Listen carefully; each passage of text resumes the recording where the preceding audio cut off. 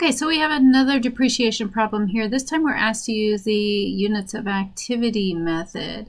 Similar information we got under straight line. Morgana Film Productions purchased a copier. This time it had a cost of $11,000 with a residual of $1,000. Useful life 5 years or 100,000 copies.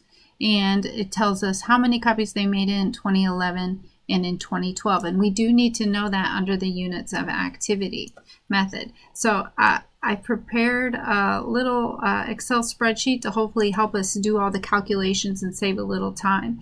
So under the units of activity method, the first thing we have to do is calculate a depreciable cost per unit. And the way that we calculate that is very similar to actually what we did under straight line, only this time we want to use the total expected activity in terms of units instead of time, in terms of years. But we still start with the same numerator, which is cost. In this case, oops, not equals, well, I guess 11,000 was our cost.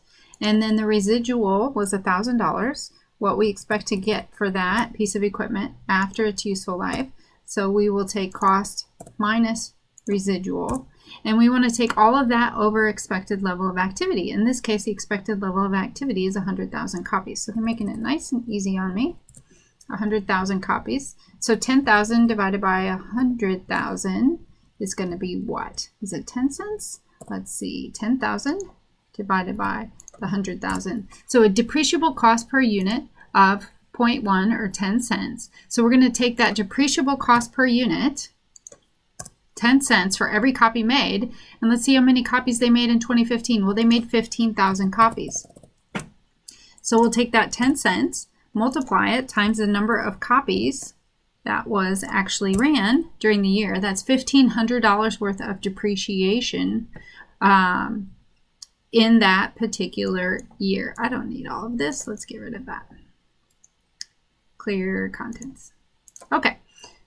Let's do the same thing now in year 2. We've got that depreciable cost per unit. I will carry this down, but we need to change the amount to 11,000 copies in 2012. So that gives me $1,100 worth of depreciation. And again, my accumulated is just all my depreciation that's been incurred to date. So I add those two together, I get $2,600. It also asks for book value, cost minus accumulated depreciation. Well, my cost was $11,000. My accumulated depreciation, with 2 years worth, is $2,600. If I take the $11,000 minus the $2,600, I'm going to get to $8,400. So I need to plug all that in to MyOpenMath.